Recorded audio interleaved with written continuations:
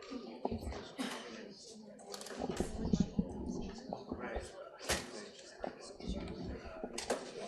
like to welcome everybody to the Mercatus Center, George Mason University, and Journal of Law, Economics, and Policy Symposium on the Anticompetitive Barriers to Electronic Commerce. I'm Susan Dudley. I'm the director of the Regulatory Studies program here at Mercatus. And for those of you who don't know us, Mercatus is a research, education, and outreach center at George Mason University. What we try to do is be a bridge between academia and policymakers. And I think this conference that Jerry Ellig of the Mercatus Center and Todd Zwicky of the law school have organized advanced scholarly research in this area. So it's not going to be a typical Washington conference where people debate or put on a kind of a show, but it's really going to be an exchange of ideas between academics, policymakers, and practitioners. Just a brief bit about Jerry and Todd. They each spent a year or more at the Federal Trade Commission recently. Or more. It felt like a long time that they were gone from here, I can tell you that. And one of the things they were working on is e-commerce, and they realized there really was a gap in the academic literature on what were the competitive effects of regulations covering e-commerce. So when they came back out, they decided they would try to fill that gap. And this, I don't know, many of you may know Wendy Graham, who started the Regulatory Studies program here. And she was always a big advocate of bringing people in, academics, getting them to come into the government for a while. And one of the things she would always say is spend a year in government and you will leave with a research agenda for life. Maybe this isn't for life, but I think we've got a research agenda here. So the two primary goals of the conference are, one, to encourage research on the effects of anti-competitive restrictions on e-commerce, and two, to foster a dialogue between the researchers and the government decision makers. So on the program we have distinguished academics, current and former policymakers, and practitioners. We've got, I say we, even though I had nothing to do with organizing the conference, Jerry and Todd and Aaron and Colleen and the people from JLEF who put it all together have taken a law and economics approach. So each panel will feature a paper by both a lawyer and economist, and then there will be a comment on each paper, or several comments, and many of the commenters are from government to foster that interchange between the scholarship and the policy. So the commenters have been asked to address the quality of the analysis in the paper and also assess how useful it is for decision making. And then we have our keynote and luncheon addresses, which will present some important big picture themes relevant to e-commerce, such as the Commerce Clause and federalism. And the Journal of Law Economics Clause, we just call it JLEF. Sorry, Dan, he thinks I should be done, and I'm almost done. Is going to present, they're going to have a symposium that presents the original research as well as the commentary. I think that's true, the commentary too. For those of you who don't know JLEF yet, you will. It's a relatively new journal, and it's a student-edited but peer-reviewed journal. And already it's getting a reputation for the insight on and scholarship on policy issues. Just briefly on the format, there is going to be room for questions and answers, and we really would like your insights and thoughts. But first, we'd like to have presenters present their papers and commenters comment on them, and then the moderator will open it up for questions. And now, Dan Polsby, the distinguished dean of the law school, is here to welcome you and introduce our keynote speaker.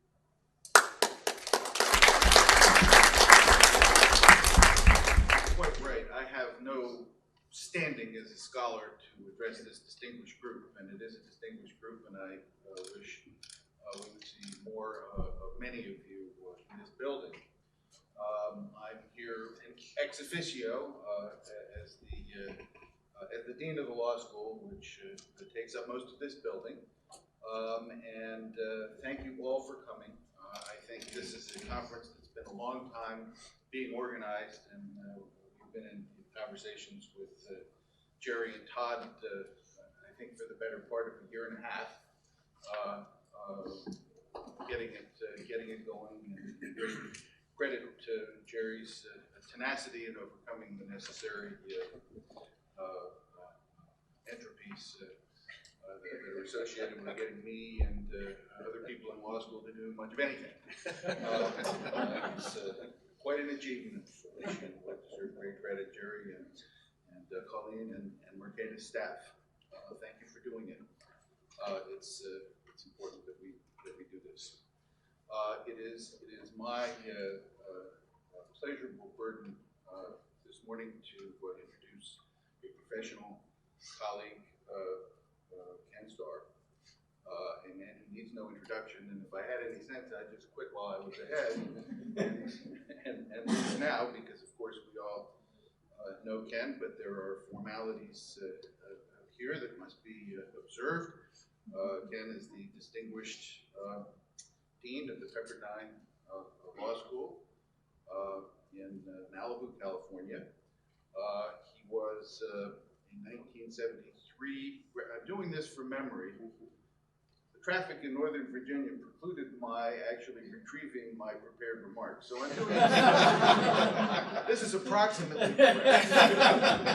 He was a 1973 graduate of the Duke University School of Law. He distinguished himself there and served as a law clerk to our Chief Justice, Warren Burger. And I must say, thereafter, established himself as one of the genuinely gifted legal talents of my generation. He served in the United States Court of Appeals. Not long after his teen years, actually, it was, I believe, Ken, you were one of the youngest circuit judges ever to serve on that court. Served with great distinction. He then went on to a career in public and private practice, served as Solicitor General, as an independent counsel in the Whitewater investigation, and all the while he was practicing law, and I must say now as Dean of Pepperdine Law School, and I guess of counsel with Kirkland and Ellis. What is not, I think, well known publicly about Ken is that he invests a considerable amount of his time in pro bono activities. The sedulous practice of doing good along with practicing law has been an important part of his career, to the admiration of all who know about it. So we're very fortunate, Ken, to have you here, and thank you for coming. Such is my introduction, and the lectern is yours, sir. Thank you.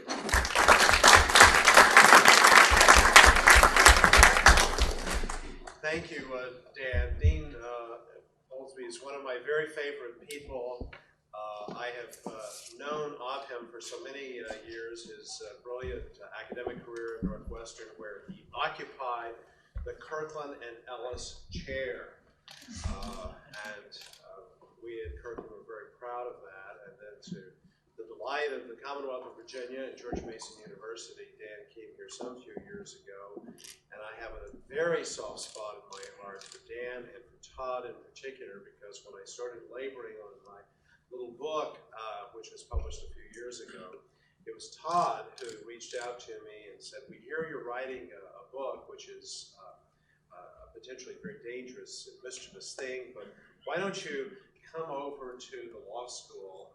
And I had a number of ties to George Mason and friends on the faculty, and this became my home, my academic home for several years. So I was very pleased to be a part of the faculty here, part-time, as actually I think I had more of a title than adjunct, but it was something like visiting faculty member. So I do feel as if I'm an extended member of the family and a great admirer of this center and what this center does. So as I look around the audience, I see great friends of freedom, people who want to do the public good and serve the public good. And it's a privilege for me to reflect with you for just a few minutes on the Commerce Clause and e-commerce. There was a report in the newspaper earlier this month about demonstrations in Cairo, Egypt, and a number of individuals were being beaten up, arrested, and so forth in protests against the Mubarak regime. These were pro-democracy demonstrators. And interestingly enough, the Mubarak regime had in fact in prior months allowed demonstrations peacefully to go on. But this time, the purpose of the demonstrations was to urge the independence of the judicial branch of government. And in the news report chronicling, the beatings and so forth that unfolded in the streets of Cairo, it was noted that a coalition had emerged between lawyers, judges, and university professors. And it was this coalition that had really determined to do everything, including taking to the streets, to fight for democratic liberties in that country. And I thought that combination of the university, the lawyers, and the judges, to the extent the judges can be involved, is a pretty powerful source of moral and policy justification for some of the values that are bringing people here together, the values of freedom. But I come with a somewhat mixed report in terms of the Commerce Clause and the importance of judges in the interpretation of the Commerce Clause and e-commerce, and as you will hear during the course of the day on various industries, various applications of principles. I really do want to try to be a somewhat ersatz Paul Revere and to sound an alarm that for all of the wonderful work that's going on at the Federal Trade Commission, and Jerry, we're so grateful for your path-breaking work. I can say this at a very personal level as well as a professional level. In the wine industry, that of you and your colleagues, including the carried on here at Mercatus, and your paper here begins with an abstract. So I want to turn immediately to Jerry's abstract, and you'll have a panel of different areas, but in Jerry and Alan's abstract in the economics of direct wine shipping, notice the very first sentence: the most significant barriers to online wine sales are, there it is, state laws. State laws. There it is. Federalist 10, if you remember anything you want, but if you remember anything about this presentation, I hope it will be point 1. States are in fact the obstacles to the free flow of commerce. And we were told that in Federalist 10.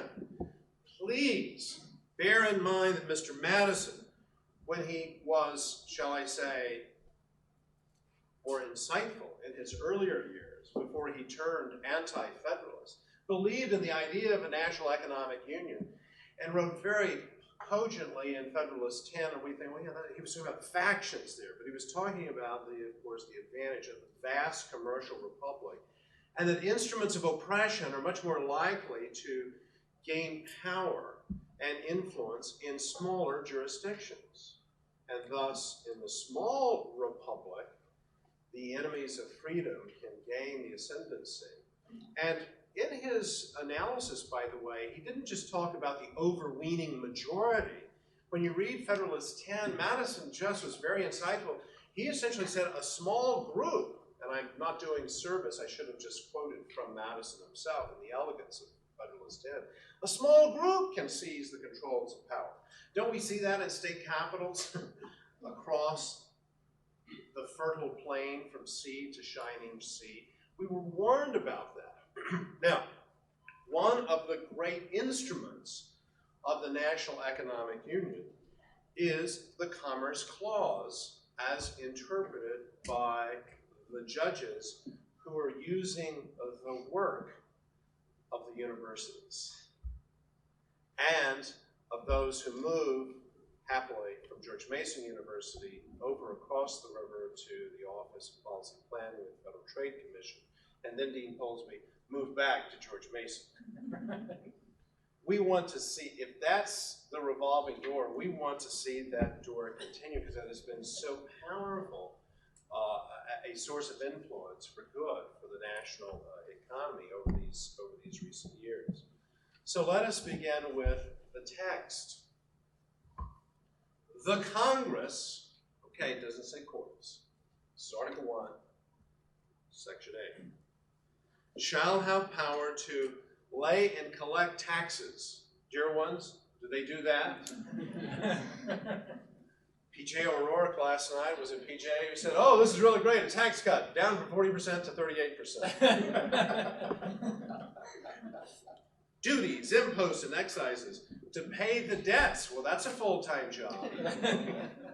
And provide for the common defense. Now that, I think, everyone, yes, for that we need that. No matter how libertarian you are, we do need, you need a defense. All right, and general welfare, a little bit of wiggle room there in the United States. And then the uniformity clause, all duties, imposts, and so forth. Now, what are then, so that's the opening paragraph, and then there's some bullets that follow in this enumeration of powers. The first bullet is very appropriate, and this is the one that I think each congressperson takes very much to heart. To borrow money on the credit of the United States. By the way, that's us. All right. Now here it is. To regulate. You said, oh, wait, this is a regulatory studies. But there it is. It's a constitutional word to regulate commerce with foreign nations and among the several states and with the Indian tribes. So there it is. Article 1, Section 8. High up, and there are many other enumerated powers, but high up in the list, in the hierarchy, is the express power to regulate the commerce of the United States among foreign nations, etc. So Congress needs to act.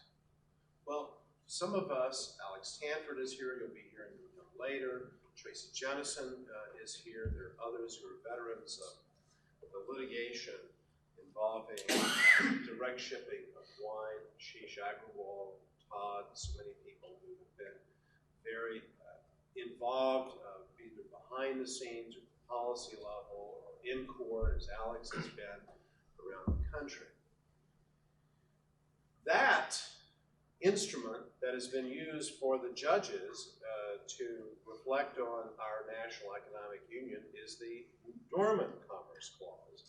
That is the principle of national economic union that was articulated at the founding, which of course, as we know, is wonderfully originalist in terms of the reasons that the Annapolis gathering, the Annapolis Convention meeting was then expanded into the Philadelphia Convention, and in no small part the whole idea of Philadelphia, culminating in Constitution Day, September 17 of 1787, was in fact to have a common market, to have the national economic union. But the language of the text says, Congress shall have this power. Is there a role for judges other than to interpret whatever Congress enacts and through the presentment clause is passed by the president, but enacted by the president's signature or overriding the president's veto, and it becomes the law of the land? Is there in fact a role for judges? Well, the lawyers here all know this, so I'll make this will be very painful, but it will be brief, as we march down constitutional memory lane. In 1824, the Supreme Court of the United States faced the well-known to almost every school child, at least we hope these days. I read Dean Quilsby in the Washington Post that education has become an issue in the District of Columbia, and as a volunteer in the public schools in the District of Columbia, I'd say it's about time that education has become an issue for the District of Columbia as elsewhere. But I hope that every school child still learns that there was a case called Gibbons versus Ogden, which was a very important case in terms of building the National Economic Union and overriding the exercise of state regulatory power. Go back to the Jerry Down. These are the obstacles, state laws. In 1824, in Gibbons v. Ogden, so does a federal license eclipse and override, preempt, and we know that it does, a state license, so that was the great teaching and holding of Gibbons. But there was a concurring opinion by Justice Johnson who lifted up a very aggressive and robust and muscular vision of the Commerce Clause and the baleful consequences of state regulation in this arena, culminating then in 1857 in Cooley versus Board of Wardens of Philadelphia with a very muscular approach to what? An interpretation of the Commerce Clause that the judges likewise have a role to play in maintaining and facilitating a national economic union through the interpretation of the Commerce Clause and the values of the Commerce Clause so as to, at a minimum, forbid or prevent discrimination on the part of one state against the commerce flowing out or services flowing out of another state, and thus was born what we now call, of course, the Dormant Commerce Clause. And that's what Granholm v. Helm was all about, Heald was all about. Granholm, the wine case, was about the Dormant Commerce Clause, and then the interrelationship, and you'll hear more about that later today, with the 21st Amendment and the text especially of Section 2 of the 21st Amendment, which was the 1933 repeal of the noble experiment called prohibition. That's the background. There's an entire body of law that embraces the notion of the Dormant Commerce Clause as being appropriate and legitimate for the judiciary. So this is the role of the judges, the role of litigators. To say that that particular law passed by the states is discriminatory or, as the law has developed, constitutes an undue burden on the flows and channels of commerce in the United States. The Dormant Commerce Clause. All seems well, except 9 years ago, in a very stirring dissenting opinion, Justice Thomas, speaking for three very distinguished members of the court, our now late beloved Chief Justice Rehnquist, and Justice Scalia, said some very nasty things about the entire idea of the Dormant Commerce Clause. In fact, Justice Thomas refuses even to use the term dormant. He uses what he views as a pejorative word, the negative Commerce Clause. I'm not quite sure I understand the distinction, but that's why Justice Thomas is on the Supreme Court, and you're having to listen to me this morning. So the negative Commerce Clause, which we know in the jurisprudence is the Dormant Commerce Clause, finds itself under a very, very withering assault, suggesting that the entire body of law is utterly illegitimate because it is non-textual. It is an assertion, it being the body of jurisprudence, is an assertion of judicial power for which there is no grounding in the text that I read to you earlier. Congress shall have this power. And in the absence of any congressional use or exercise of its power, there is no power, and the judges should remain quiet, that this is illegitimate. Now let me not characterize, let me give you some selective quotes from this 1997 dissent. Speaking for obviously very powerful minds.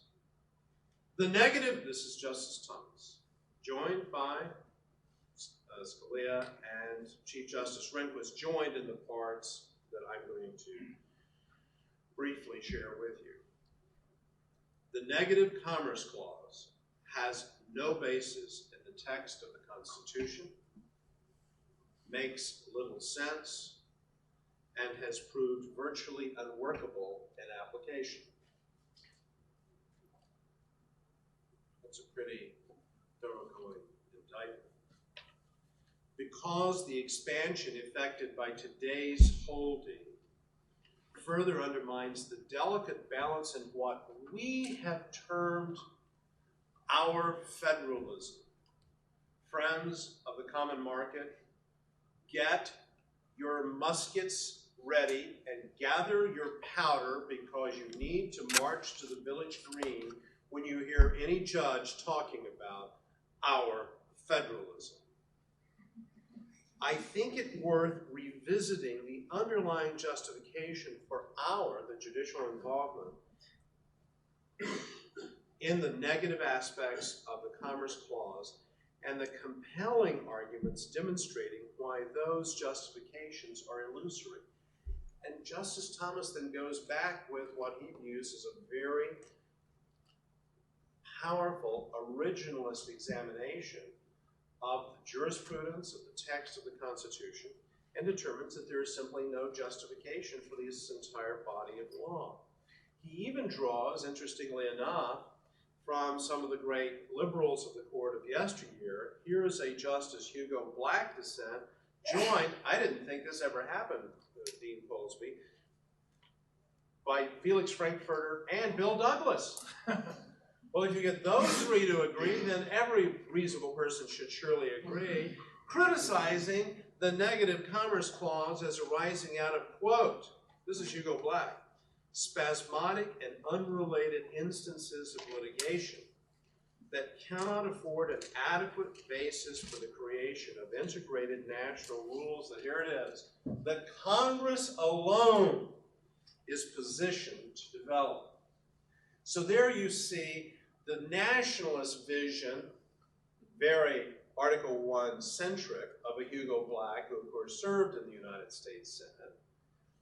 And then you see the our federalism, pro-states' rights, ardently so vision of Clarence Thomas fused together to create what I think, here is the Paul Revere warning, that it could happen, that one of the most powerful instruments for the maintenance of our national economic union could come to an end by virtue of the very good faith distrust of judicial power, that we do not, in fact, trust the judges to engage in this kind of interpretive exercise. The House here may very well be divided on that issue, and there may be those who say, you know, Justice Thomas has it exactly right, and Starr, if you're going to argue to the contrary, I totally disagree with you, and you see how wrong you are. If Clarence Thomas agrees with Hugo Black, you've got to be wrong. But I'm not so sure that we should be quick to embrace, in fact, I'm sure that we should not be quick to embrace the Clarence Thomas vision. First of all, without simply a shameless appeal to stare decisis, court after court since 1858 has in fact accepted the legitimacy of that. And so there is a sort of Burkean tradition as opposed to a latter-day inspiration that one has a constitutional right to fill in the blank, which one might not have discerned, or previous generations might not have discerned. And there might very well be a sense that the judges seem to be making that up, the creation of a particular right. You might agree with that right, you might disagree with that right. Let me be specific. This House may very well be divided over whether the Constitution protects same-sex marriage or enables individuals of the same gender to be married. It's a very lively issue. What we do know is that that particular recently asserted right over the last generation was not, in fact, found in any of the laws of the United States. It was not found in the common law. It was not enshrined in any state constitution and the like. There was no body of law that protected it. And therefore, there was an absence of what Benjamin Cardozo said as a great common law jurist, and we know that he was, of course, a very, very creative judge. And some might say he was willing to depart from the text all too frequently.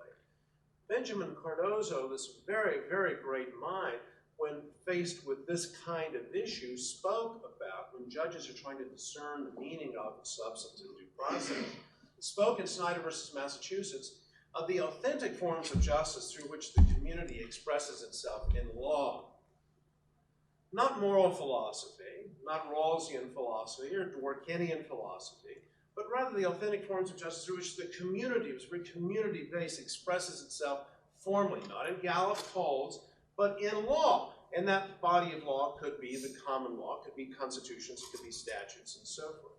So we look to that. And that body of law, I want to submit to you today, especially those who may be skeptics about negative Commerce Clause jurisprudence, is that there has in fact been a dialogue for decades as between the courts and the Congress. Congress has not been dormant during this process. And thus, when the courts, in interpreting the Dormant Commerce Clause and the need to keep the channels of commerce open, say that the Constitution has, by its own force and power, this sense that the National Economic Union must maintain, I can't say this very well, Dean, you know what I'm trying to say. The channels of commerce must be kept open against what? Our federalism, state obstructionism. That in response to that, Congress has been willing, as for example, in insurance, the very familiar field of state insurance. The great old Paul case of yesteryear, then overruled by by Southeastern underwriters in the 1940s. And so, boom, Congress steps in and says, you know, we disagree with that particular judicial interpretation of the negative of the Dormant Commerce Clause. And we are, McCarran-Ferguson, are going to reserve the regulation of insurance to the states. Some neat questions as to what constitutes insurance, particularly in a very robust area of all kinds of activities by insurance companies, doing things that they didn't used to do, as they find great efficiencies and the like. So, of course, there are many judicial questions to be answered, but the point is, Congress, by the way, instead of simply enacting McCarran-Ferguson, could have enacted the Anti-Negative Commerce Clause law. Stop this process, courts, of interpreting the Commerce Clause. You see, the Commerce Clause says Congress has this power. You're intruding into our territory. We tell you not to do this. Congress, over the decades, has, to the contrary, looked at what the courts has done and typically smiles on what the courts have done in keeping the channels of commerce open. Believe me, special interests are very quick to run to Congress and say, oh, as the insurance industry did, look what happened. This is terrible. A runaway court. You've got to protect us or enable us to have Federalist 10 little factions that we can seize control of. It is much easier to control Austin and Lincoln, Nebraska than it is to control the seat of government, to get a congressional enactment passed. But how difficult is it to get an act passed by a state legislature? Not hard at all. Does anyone disagree with that, by the way? How hard is it, other than building bridges to nowhere and that sort of thing, to get an act passed by the Congress of the United States? And I mean, Nebraska doesn't even have a bicameral system. If you want to get a law passed in Congress, good luck. But if you want to get a law passed by your friendly state legislature, you're going to be in good. If you do it the right way, in a good Federalist 10 manner, you hire the right people, you talk to the right members, and we recently had the chair of the Senate Judiciary Committee of California. You know how many people California has? 37 million people. He says, you know what? Here's the way to get things done in Sacramento. The next time that you're a member of the House of Representatives, the General Assembly in California, look up that person's birthday, send that person a birthday card, and then call that person up and just leave a message, just calling to wish you a happy birthday. The next time you want anything done, I guarantee you, if you just do that, just tell them what you need. Now, he was saying that somewhat tongue-in-cheek, but he was also making a very interesting point. As a member of the state Senate, he represents approximately 600,000 souls. But you can get his attention very, very quickly. He represents more people than a member of the House of Representatives of the Congress of the United States. But you can get the attention of state legislatures. My basic point is this, that if we, in a Burkean sense and a Cardozo-like sense, will pause and be respectful of this great tradition, but knowing that in contrast to the interpretation of the First Amendment, the interpretation of the Fourth Amendment, the interpretation of virtually any part of the Constitution, that there is this wonderful safety check, a democratic safety check, on the use of this dormant Commerce Clause power, which has been part of our constitutional traditions since 1824, and certainly part of our law since the 1850s. And Congress could say, stop it right now. And they have not done that. And so frankly, I find it very worrisome, not simply by virtue of having been through the wine wars, one phase of the wine wars recently, using the Dormant Commerce Clause, to see very thoughtful people and a very thoughtful justice just say a pox on this entire enterprise because of what I believe is an excessive concern about the exercise of judicial power. If one says, well, but there's no basis in the text for the exercise of the judicial power, how many inherent, shall we begin with Con Law 101, freedom of association, where is it in the text of the Constitution? Okay, freedom of marriage, where is it in the text of the Constitution? It really does not do service to say, if I cannot find it in the literal language, then the judiciary cannot, in fact, exercise that power. I think that there's simply too many exceptions to that particular rule. So there is this powerful democratic check, which I think should, in fact, give us grave concern about the entire thrust of the Thomas jurisprudence. And this really is a very strong initiative by Justice Thomas, who has, in fact, sort of cemented the concerns that Justice Scalia first expressed in 1987, only a year after he went on the high court. He hadn't had occasion, really, I think, to think about these issues. So you find some of these very bright minds that many of us in the room would tend to find very congenial on so many issues, that has really gone in a way that I view as quite deeply of concern. And so the purposes of this conference, as I understand it, are twofold.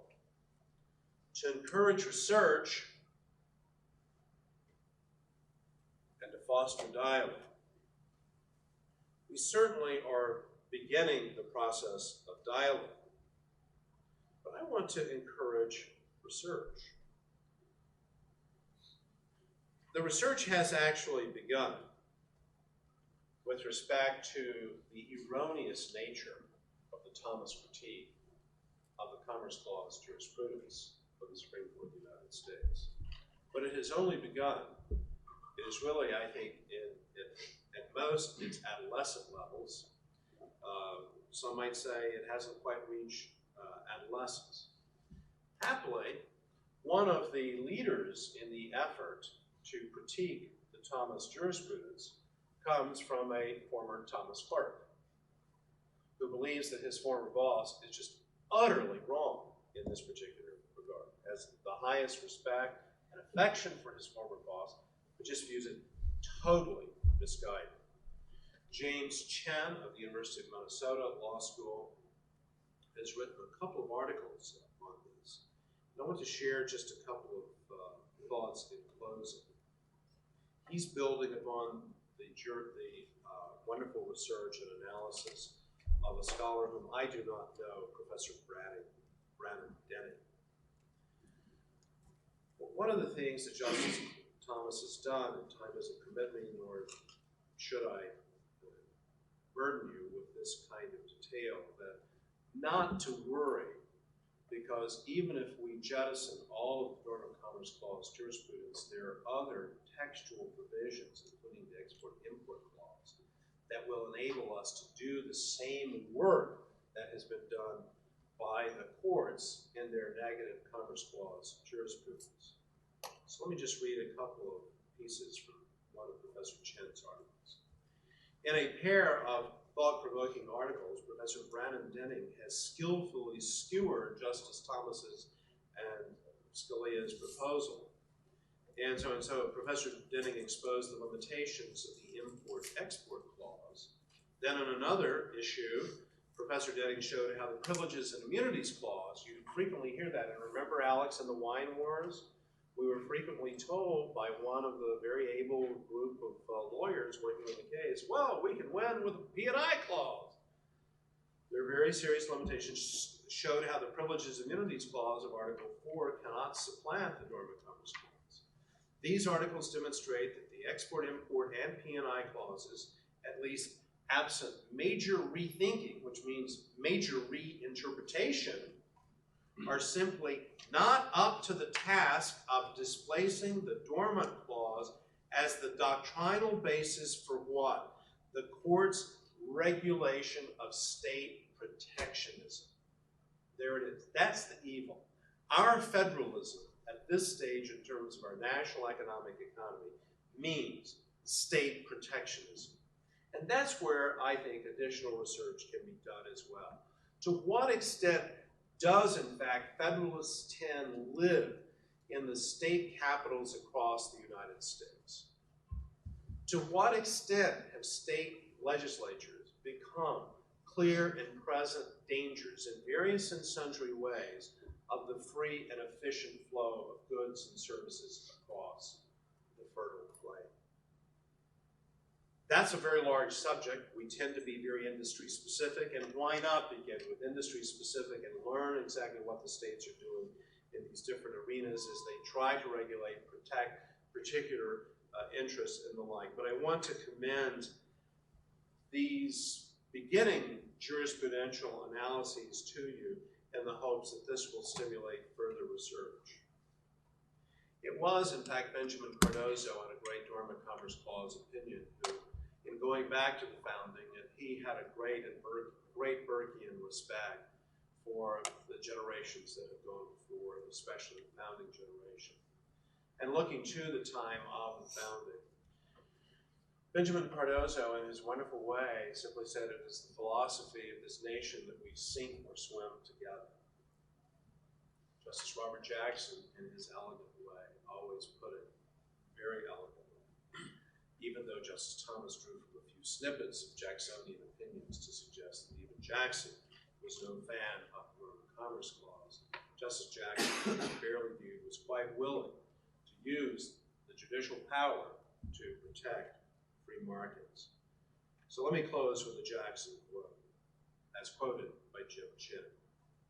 Justice Jackson contrasted the material success attributable to the preservation of what he called a federal free trade unit with, and here's the Jacksonian language again, the fantastic rivalries and dislocations and reprisals that would otherwise ensue. It was Holmes who said famously that the Republic would not fall if the court lacked the Marbury versus Madison power to strike down an act of Congress. But the Republic might fall if that power did not, in fact, attend the work of state legislatures and state governments. So my dear friends, with gratitude for your patience for this overlong opening set of reflections, let me simply say, whenever you hear the words, our federalism, just remember Boss Hall. That is our federalism. And remember the early and correct Madison before his later apostasy articulation of a vision of a vast commercial republic with a powerful judiciary enforcing what? Not its vision and philosophy of the good society and a Rawlsian sense of justice, but keeping the lines of commerce open, mindful of Samuel Johnson's admonition that seldom is a man more innocently engaged than when he is engaged in the making of money. Thank you very much.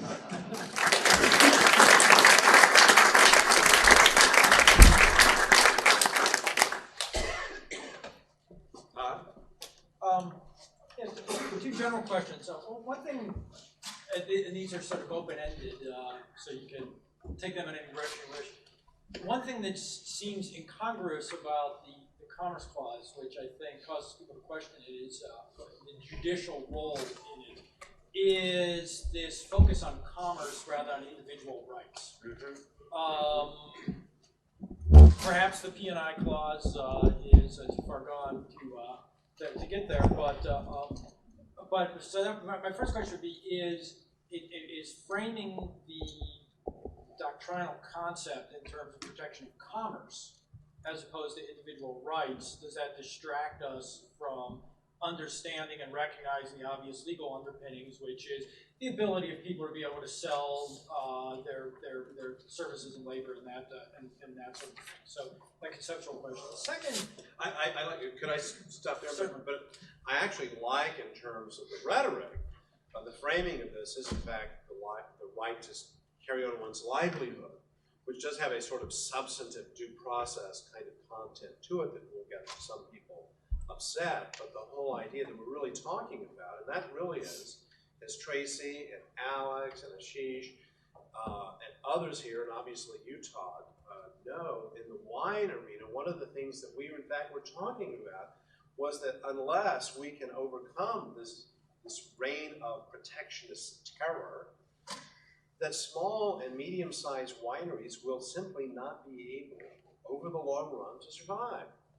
They are going to depend on the ability to have a direct commercial relationship for the farmer, the vintner, to get his or her product to the market directly, because the three-tier system in the wine industry works fine for the top, Tracy, what, 50, 60? 50. Top 50 wineries. How many wineries are there now in the United States? Latest count. Almost 5,000. Almost, okay, think about that. So 50 big wineries, so think of Kendall Jackson. You get Kendall Jackson at 7-Eleven, right? But think of those small and medium-sized wineries, the almost 5,000, so the 4,900. What do? They need this, and so that is part of, in fact, what we were trying to articulate. Alex lifting this up in the original Michigan case, the Indiana case. We need this. It isn't just the desires of consumers. Now, that's a pretty powerful, that resonates with a lot of people, including a lot of judges. Consumer choice, efficiencies in the marketplace. But there is something bucolically attractive about the ability of the farmer whose product is what? Not corn and not ethanol, right? But wine, and to get that product into the hands of a consumer who went to the farm one day, went and visited the winery and said, I really like this, and I like you. May I join your little bitty wine club? Yes, we're up to 52 members. Terrific, but you gotta start somewhere, right? Reed Foster started somewhere, and now Ravenswood is almost at every 7-Eleven. And you've gotta begin, right? And by the way, one of the reasons that people in the industry, Tracy and Alex and others will say this, Jess Jackson, Kendall Jackson, who by the way is a lawyer, but he made his money in wine, but Jess Jackson and Kendall Jackson says, the innovation is coming from the small guys. That's gender neutral. Now, isn't that revealing? This is Jess Jackson saying, now he had some pretty innovative ideas, I mean, quality control, the same taste, look, feel, and so forth. But the innovation is coming from the small people, and so he feels this very strongly that the future of his industry is in no small part, wrapped up in the ability of these small wineries to make a go of it. But now let me come to, and you didn't get your second question, I'm just about out of time. This is called, in Washington, filibuster. Because I'm very fearful, Dean, of what that second question might be. But this goes really, I think, again, to your vision of sort of framing this in individual rights. The language of individual rights these days is the language of, in no small measure, equality. And that is the value that really undergirds the Durham Commerce Clause. Equality is the moral principle, at least of the anti-discrimination dimension. When you move to the second tier analysis of Pike versus Bruce Church, which is what really does get Justice Thomas very upset, the balancing and so forth, what are the justifications, etc. But I think we just need to have, frankly, a more robust view of discrimination against commerce. And when we drill in, and this is where good lawyering comes in, when you drill in, and this is the challenge in New York, a lack of facial discrimination, but when you drill into the facts, when you go granular, you see that right there is indeed a whole lot of discrimination going on. But that's where you have to prove it, because they're very clever legislators and rent-seeking special interest groups that know they've got to at least have a veneer of equality. But I think that is another value that, frankly, undergirds Durham Commerce Clause jurisprudence. Thank you. I was told I turned into a pumpkin at 9:30, so I'm turning. Thank you very much.